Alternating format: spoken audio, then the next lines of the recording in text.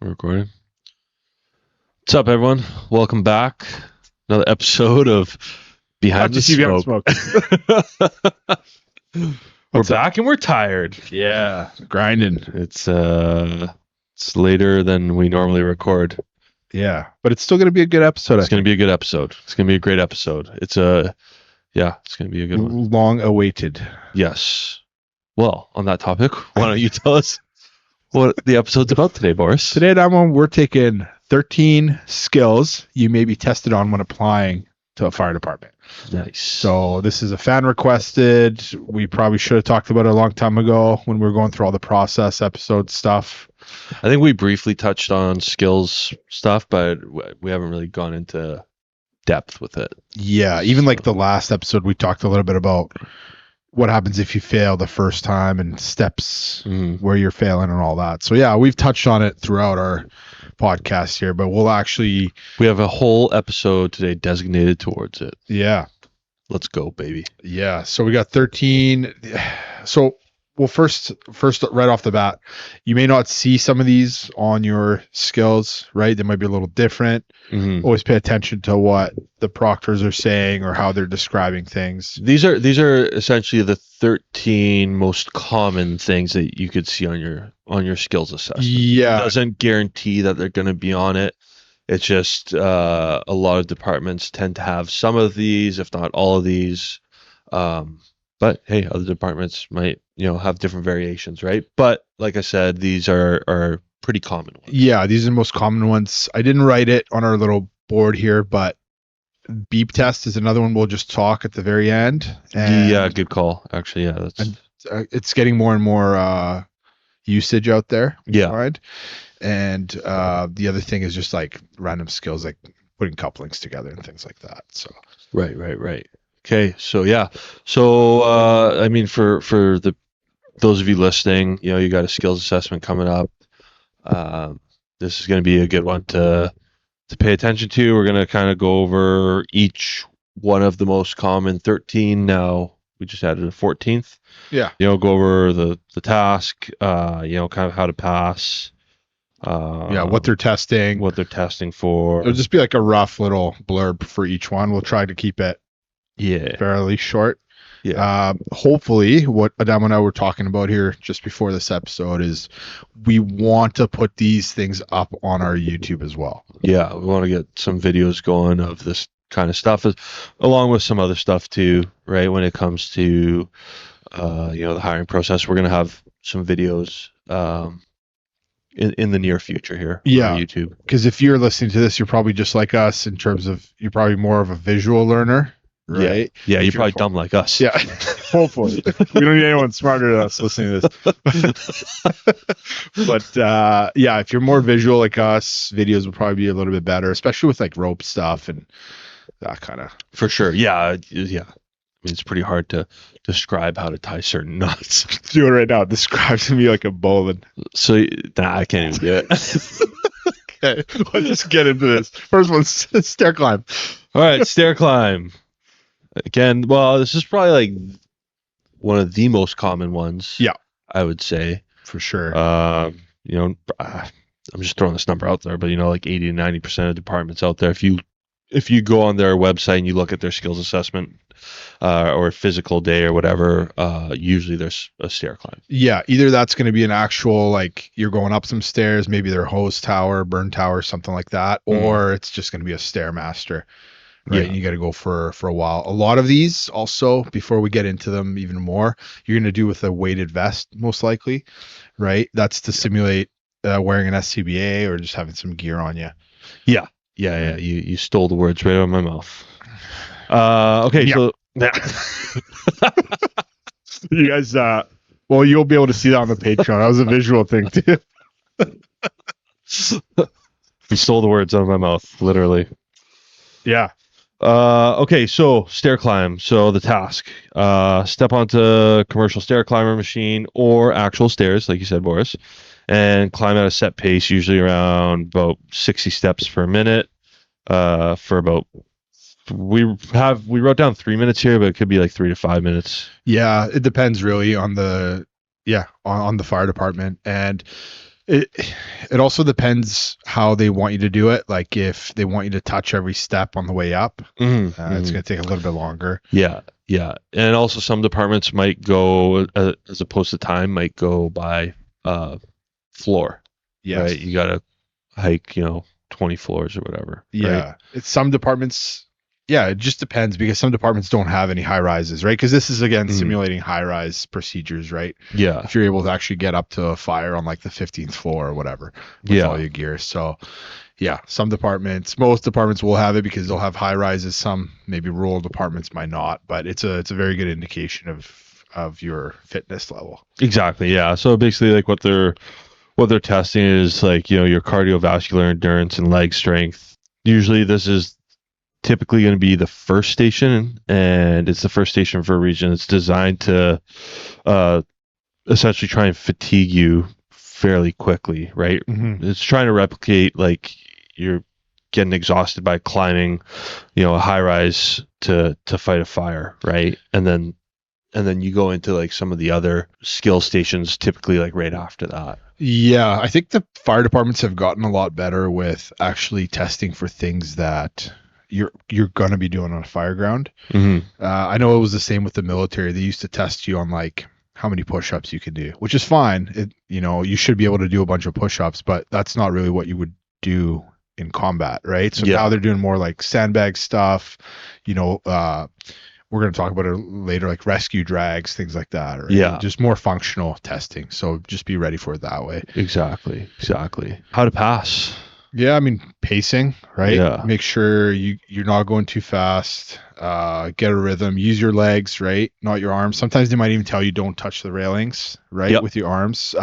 Sometimes it may not be a weighted vest. Sometimes it may be like a bale of a hose on you. Yeah. Right. So yeah. Yeah, it really depends, right? And the thing too is like if you do have like, a bundle of hose, right? If you have it on one shoulder, it could, throw you off balance or whatever. So just kind of keep that in mind too. Yeah. Or one leg might burn out over the other. If I don't know if you're in bad shape or whatever. Yeah. One leg shorter than the other. You're just going in circles. But yeah, don't hold your breath, right? Like breathe. Try not to mouth breathe. Right. We do a lot of that. So yeah. Big mouth breather. Yeah. But yeah, just keep going, especially if it's not actual stairs. If it's a stairmaster, it may seem like you may not know. You can't visualize the end, right? So a bit of a mental game there too.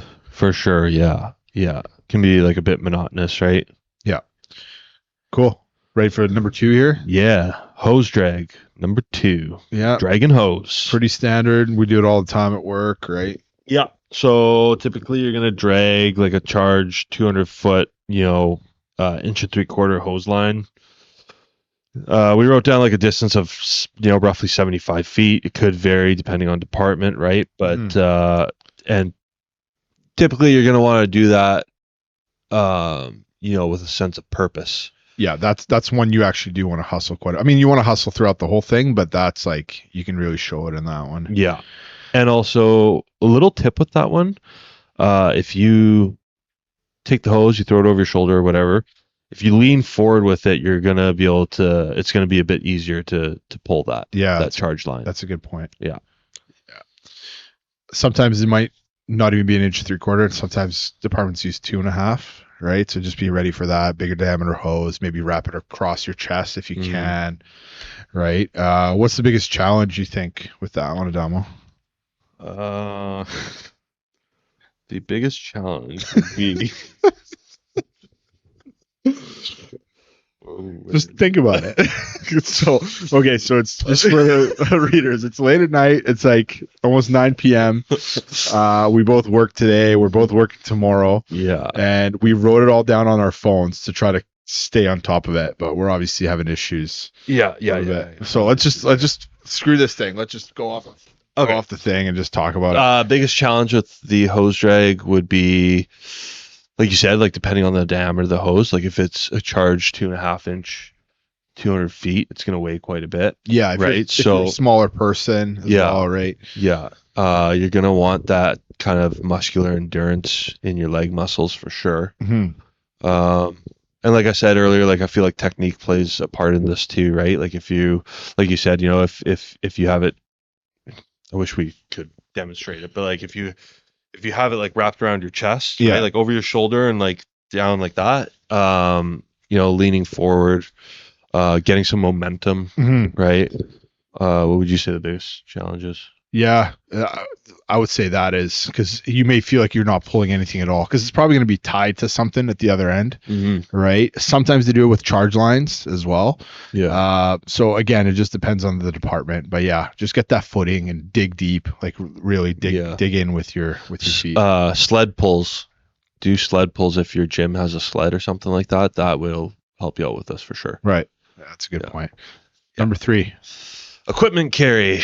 So bread and butter again. Yeah, it's usually going to be, I've seen departments do it where it's just like 2 buckets with like weights in them, simulating equipment. Other departments might do it with actual equipment like a K12 saw and a chainsaw. Yeah. Or whatever the case might be, the spreaders or something, right? Or dumbbells even sometimes. Yeah. Typically it's going to be 50-ish pounds. Yeah. I want to say, right? Within that range. You can kind of think of it as kind of like a farmer's walk. Yeah. Right? Like that kind of exercise. Yeah, that's basically what you should be doing probably at the gym to get ready for this one. Yeah. Right. The easy one to do, like to double up on, is like do the stair climb with a weighted vest and carry a couple of dumbbells. Yeah, that's a pretty good workout. You can knock out both of those at the same time. Yeah, absolutely. Yeah, so with the equipment carries, right? Like, just know it's not going to be 20 pounds. It's most likely going to be closer to 50 pounds of equipment because they want to simulate something relatively heavy, like the spreaders or cutters or that kind of stuff, right? So, yeah, I think I think that one's probably the most straightforward one. Like they just want to make sure you can carry heavy things. Yeah. So 4. Number 4 is the ladder raise. So typically it's going to be a 35-foot ladder. There are some people who struggle with this. You're usually going to have fire gloves on. There is a little bit of a technique to it, which if you're listening to this and you want to know, it's kind of hard to explain. Yeah, that's why we'll try to get it on YouTube soon after this episode airs, because it would be a nice visual. And honestly, out of looking at all of these right now, ladder raise is probably one of the most technical and easy to fail ones, because if you let it slip, if you don't engage the dogs, all that kind of stuff, it's an automatic fail. Yeah, you're done. So with the ladder raise, there is a bit of a technique to it, but realistically, I mean, if you don't have the upper body strength or the upper body endurance, you're like, you got to go back to the gym and go back to the drawing board, I mean, cable pulls are good for that. Cable pulls are good.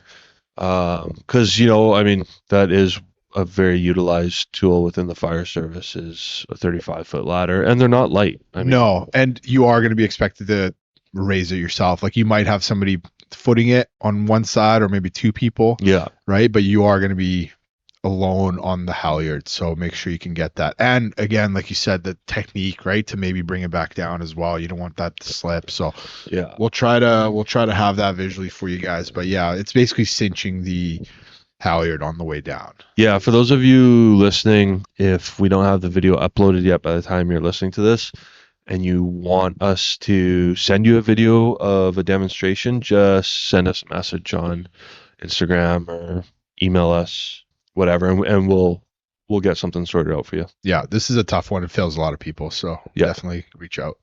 Next, we have some sort of forcible entry simulation or prop. Typically, I don't know, like what are you thinking? Well, I'm just thinking, like, I don't know if they use, like, do they usually use props, like a door prop? I've seen door props. Yeah. Yes, I've seen mostly, like, if the fire department does have a forcible entry station, they usually have a prop. Okay. Because then they can justify, a $10,000 spending or whatever it is, because those doors aren't cheap, right? Yeah. So I feel like if they do have a forcible entry station, they will have an actual prop for it. Okay. Yeah. They're most likely gonna do a demonstration of it then, wouldn't they? Yeah, I think if you guys are brand new to the fire service and going to the skills day for the very first time, they will walk you through the whole thing. Yeah. So definitely pay attention. Forcible entry, yeah, they're probably going to use a Halligan and an axe. So Yeah. you're probably just going to be one of those two spots, Yeah. right? They want to see how you do. Yeah, how you actually do in that position. If you understand leverage. I was just gonna say they're kind of gonna be just looking for basic understanding of mechanical aptitude. Yeah. Right. Understanding leverage, understanding how doors work. Fulcrum. The fulcrum point. Yes. We're smart. Yeah. Moving on. Number 6. Number 6, we have search. So you'll most likely do some sort of a search drill, essentially. A lot of times it's going to be blocked out, right? Yeah, So, I was gonna say so search is number 6 on our board here. 11 is confined space. I would say most of the time those are combined. yeah. You will have to either find somebody in a confined space, or you will have to Search an area that leads into a confined exactly, space. or leads to a way out or something Yeah. like that, right? Yeah. So yeah, So why don't we kind of do those two together? Yeah. Then right now, because for, like a couple things that they're looking for, like one, they're probably going to give you direction, right? They're going to say, okay, you're going to want to go in, right hand search, find the victim, and either there'll be a door on the left of the victim that you need to go out, Yeah. right? And then while you're doing that search, you're doing your right hand search, you're probably going to come across some confined space props, which you're going to have to go through. Two things that they're looking for with this is, one, are you claustrophobic? Are you going to freak out in a confined space and just say, Totally. fuck this? Yeah. Or do you listen to direction, right? If they say, go in right hand search, find the victim, take them out of the door on the left side. Yeah. And you like going on the left, find the victim, and you're trying to find a door on the right side. Well, you're obviously not listening to direction, right? So there's those, like Boris was saying, like those two kind of go hand in hand, those two skills. So yeah, just a quick note, and you're absolutely right. Those two attributes they're looking for, whether you can listen, follow directions, and whether you're going to freak out. Just know, if you're going through, first of all, don't freak out. It's a controlled environment. They have little escape hatches in case somebody does freak out, they can just yank you out. yeah, They make it super easy. It's probably like maybe 10 feet of confined space. yeah, it's super easy. Right. And if you do get some kind of order on what to do, repeat that order back to the proctor. That is a good point. Yes. that would probably help you out a little bit to remember. It also shows that it shows them that you understand what they told you. Yeah. As well. Which is important on the fire ground if you're sending somebody into something, right? Yeah. But then if you were to like repeat it back to them and then do the opposite, they'd be like, what the fuck? Yeah, who is this guy? And then freak out as well. Yeah. Just snowballs. Yeah. And you know what? It's probably going to be very dark in there. They're going to try to remove all of your senses if they can, right? Yeah, you could even be blindfolded. Yeah. Right? Like could have a blackout mask or something like that. Yeah. Too, right? You got one of those at home, eh? No, that's yours. It matches your ball gag. What episode was that in? I don't know. Okay. They're all starting to fucking blend together. Yeah. Thank you guys for listening. This is like our 50th episode. I think it is. That's Yeah. awesome. Yeah. We'll do a little cake or something next Yeah. We'll do like ice cream cake or something like Ooh, that. yeah, DQ. We should get like a DQ ice cream cake and just have Francesco's face on it, like a cartoon version of Francesco Yes. on it. And it'll Podcast guru. be like happy 50th episode. And then we can all just eat ice cream cake. The three of us will eat one whole ice cream cake together. Oh, easily. Yeah. Yeah, Look yeah. at us. Yeah. Well, look at you. Look at you. Yeah. That was a layup. Okay. Number 7, rescue drags. Rescue drags. So usually it's gonna be a dummy. Typically they're It's not a damo. yeah, Yeah. different kind of dummy. Yeah. Probably like 185 pounds, right? Yeah, probably around that. It might have like fire gear Yeah. Or weighted vest also. or a weighted vest on it. The drag, typically they do it in two different ways. There's one where you're gonna go under the shoulders, bear hug it, and then drag it back. Yeah. Or the other one is they'll have like a DRD, like webbing. Yeah. On the dummy, and you lift it with the webbing and drag it. Yeah. Do you know roughly how far you have to drag that? Usually it's usually 25 one way and then you kind of spin it around, or it's just one direct line But usually Right. you do it backwards for the Yeah. most part. Yeah. And that is going to burn your legs. And usually the dummy drag is one of the last ones as well. Typically one of the last ones. Because So, again, it's stimulating a fire, right? You're climbing up, right? With the stair climb, you're dragging some hose, you're carrying some equipment, you're getting into the room, you're searching, and then you're Yeah. dragging somebody out, right? That's Yeah. kind of like the natural progression of a fire. yeah, So- you're gonna be pretty tired by the end of it, Yeah, right? Like for sure. it's- That's the point, right? Yeah. So yeah, rescue drags. I mean, a lot of this stuff that we're going over, a good way to train for it is going to be, cable pulls, sled pushes, some deadlifts for sure. Yeah, it's going to be leg heavy for that rescue drag for sure. Yeah. Yeah. Your legs going to be burning. Yeah. After that, we have ceiling breach and pull. So this is kind of the same as forcible entry. If they do have a ceiling breach and pull station, it's most likely a professional one. Yeah. They'll have like a prop. Yeah. Basically, it's like a weighted prop, simulates like you're holding a Pike pole. pike pole, and you're gonna push up, right? And it's all weighted, so it's gonna mimic your like punching up through a ceiling, and then when you pull down, it's also gonna pull on the weight. So as if you're punching through the ceiling and then ripping drywall down is kind of what it's trying to simulate. Yeah. And again, that's upper body heavy, right? Yeah. I've seen people, if you have trouble with the ladder raise, you might have trouble with the ceiling breach and pull. Yeah. I find. Yeah. So that brings up a good point actually. Ladder raise and the ceiling breach and the forcible entry, those are going to be upper body strength things. Yeah. Just so you're aware. For sure. And this is something you can also do in the gym. Like you can just grab a straight bar and just lift it up and down. Yeah. Or add weights to if you want to make it harder. But Yeah. that's gonna work I your do upper that. body. I do that as part of my circuit. Yeah. I do like a that. little like fire. Yeah, nice circuit. functional circuit. Functional yeah, circuit, I like yeah. that as well. And like a little, do you ever do the drag? Like Yep. like bear crawl kind of Bear drag. crawl, Yeah, it's good. Yeah, so you guys can do all this stuff at home, right? Or at the gym. People might look at you weird with some of the things, but it's worth it in the end if you crush the skills. Yeah, don't worry about what other people are thinking about. Or don't worry about what other people think about you while you're at the gym.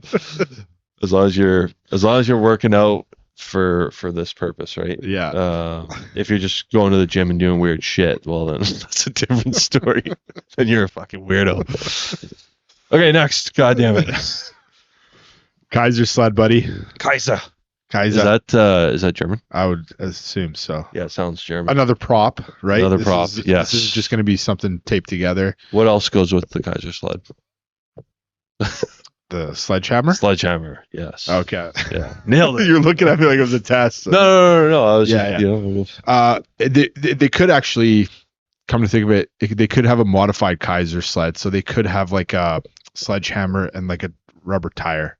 You kind of might have to. I've seen that before where they have it like on a table. Yes. And you have to hit the rubber tire from one end of the table to the other. Yes. Right? Whereas with the Kaiser sled, you're standing over top of the actual weighted sled part that you hit. Yeah. So you have your legs you're standing with your feet, God damn it, with your feet on either side, and you're swinging basically through your legs. Yeah.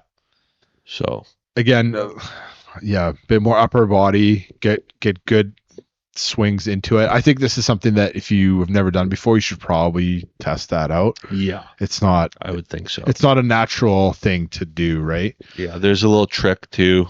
If you can when you're hitting, if you hook the sledgehammer, yeah, and you hook it onto the Kaiser sled as you're hitting, you can actually not only hit it, but also kind of pull it. Oh, right. A bit. So it goes a bit further. Nice. Next one's equipment hoist. This is kind of, again, upper body strength. I've seen this done in a way where it's like a straight roll, maybe a 5-inch or 2.5, and there's a rope through it, and you have to like bring it up to like a second floor. Yeah. So it is all. It's fairly heavy too. It is heavy. Yeah. And it is upper body, and it's a little bit like the ladder raise in the sense that you have to control that rope. Yeah. You can't let And it slip. there's a bit of a technique to it. We should do a video on that one too, Yes. actually. Yeah, that's a Right? Because like when you're doing it, if you can bring your elbows back, yeah. right, as opposed to just like trying to Yeah. go hand over hand, right? Yeah, exactly. And that's another one where just like the ladder raise, like if you drop it, it's an automatic safety issue and it's a fail. Yeah. So you have to be careful with those ones. Because like, Kaiser sled, equipment carry, you can't really fail those. You can just do it slower than other people. Yeah. But when it comes to like the ladder raise, the search, the equipment hoist, anything with those, safety issues, then you have to be careful on those. You have to listen. You have to pay attention. For sure. Yeah. Yeah. Yeah. There's definitely a few skills throughout that, skill assessment where you can, like you said, if it's a safety issue, that can cut you right there and then. Yeah. Hopefully they tell you as well. Like the proctor should be like, if you do this, that's an automatic fail. Yeah. Right. They shouldn't be setting you up for failure. Okay. So we talked about number 11, confined space. Number 12, roof walk. Have you seen that one before? I don't know if I have. So it's basically a pitched roof that's maybe like 4 feet tall. Okay. And it simulates you walking across the trusses. Oh, I have seen So that. it's kind of like you're almost like bear crawling sideways, if that's a thing. Yeah. Yeah. Yeah, And I've you're seen doing it in gear. It's more like I would say like a dexterity type of skill, right? Yeah. And I would say that one's a little bit less common, Mm-hmm. Yeah. but it's still out there for sure. Yeah. We won't spend too much time on that one. Just stay on top. Like don't fall through, right? Because that would simulate you falling through the roof. Yeah. Hand over hand, 3 points of contact, all that kind of good stuff. Number 13, platform climb. I like this one. Like the aerial? The aerial, yeah. Yeah, it's a good one. When you get up to the top, it's usually a nice view. Yeah, but it just burns. It does. Well, I mean, there's some aerials out there that are like 150 feet, Yeah. right? So you're climbing up that. Yeah. And again, you have a weighted vest on. Maybe they give you a helmet for this one. Yeah, most likely you Harness. have a helmet, a harness. You'll be tethered, Yeah. right? Yeah. But this one here, they're also checking for like if you're afraid of heights. Yes, absolutely. That's another one. Yeah. So if you're afraid of heights and you want to be a firefighter, maybe don't. Yeah. Or just hand over hand and just get up there, man. Yeah. We all fight fears every day. But yeah, that's definitely gonna be a psychological as well as a physical one. Yeah. And it is you're like your legs get tired for sure. But like a lot of this stuff's going to be within a circuit too, right? Yeah. So it's going to be like one thing after another, especially like the first, I don't know, 7. The first 7 that we went over is probably all going to be done one after another. Yeah, and that's probably kind of the maximum number of stations you're looking at in a day. Yeah. It's not going to be too many. It's kind of between that like 5 to 9, right? Station skills day. And yeah, you're going to be gassed and that's the point. And they're going to be timing you and it might be graded on the curve. You never know. Right? Yeah. So yeah. Just keep that in mind. And then, for number 14 that we don't have on there, we talked about the beep test. Beep test. Yes. How do you feel about the beep test? Yeah. You know what? I like it because it is cardio, which is not actually something other than maybe the stair climb that you're really testing the cardio. Yeah. And yeah, we did in the military as well. And I found that it's pretty good. I mean, you will have to maybe not run, but you will have to get somewhere with a purpose. And like that, when we talked about my first fire, when I've been back a couple of weeks ago, like I was on the hydrant, I caught a hydrant, then I had to run half a block basically it's not a long distance, but like running is a functional test of our job. For sure. Yeah. So yeah. I don't know. What's your thoughts on the beep test? No, I agree with you. I think it's good to have a cardio component. I just think that, how do I put this? I think I know what you're talking about. It's a hard cutoff. Yeah. Right. And sometimes it limits good people from getting hired. Yeah, exactly. That's exactly it. Right. Cause like, it is a hard cutoff, but it's also good too. I mean, you got to have good cardio on this job too, right? So yeah, and usually like the numbers that they give to candidates aren't out of reach, really. Yeah. But just because it is a bit technical, and you have to actually keep your ears open as well to hear, the beeps or hear a warning from a proctor. It's very easy to mess up when you could have gone further. Mhm. So I would like to potentially see the beep test go to like a curve rather than a hard cutoff. Yeah, I agree with you on that. Or take the score from, say, like the circuit, right? Yeah. The skills assessment circuit, and take the score from the beep test and kind of compare them and maybe have like an average or something like that. Yeah, right? absolutely. Because I've seen some great firefighters who can't really run, Yeah, right? And yeah, I haven't seen great firefighters that can't raise a ladder. So like, there's definitely leeway on that beep test. for sure. Yeah. But yeah, right on.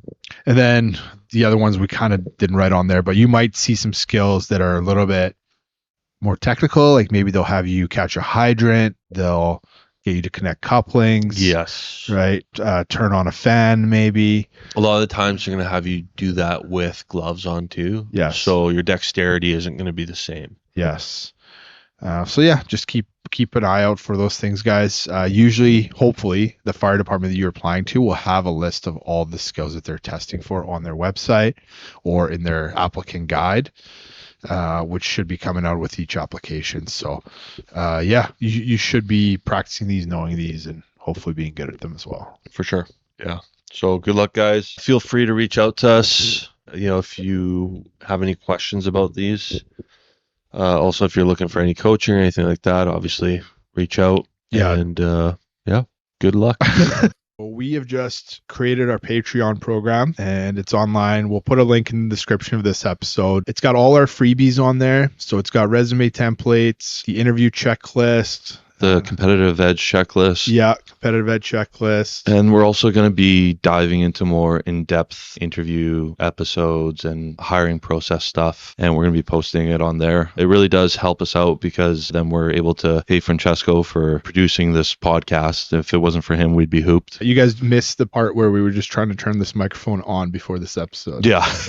Yeah, exactly. Yeah, we wouldn't be anywhere without him. So we'd like to start paying him a lot more. And it's also going to be a way for us to just upgrade to better audio equipment, better cameras, better lighting, and all that kind of stuff to bring you guys a better experience with this podcast. Yeah, and that was your idea actually, Damo, with the whole going over every interview question kind of in depth and really getting into the interview panel stuff. Yeah, we'll be going into that in really great detail, really breaking apart the questions and just talking about like what they're actually asking in these questions, right? And yeah, it's going to be good. It's going to be a lot of info, a lot of really, really good info. And if it's not, let us know. We also have a chat group in there as well on Patreon. That's right. So if there's, guests you want us to see, bring on, or if there's questions you want us to ask or talk about on the podcast, you're more than welcome to ask us on there. Yeah, for sure. And like when it comes to those behavioral / situational type questions, we can break down a question and talk about it for probably half an hour. Yeah. Right. Just one question. Easily.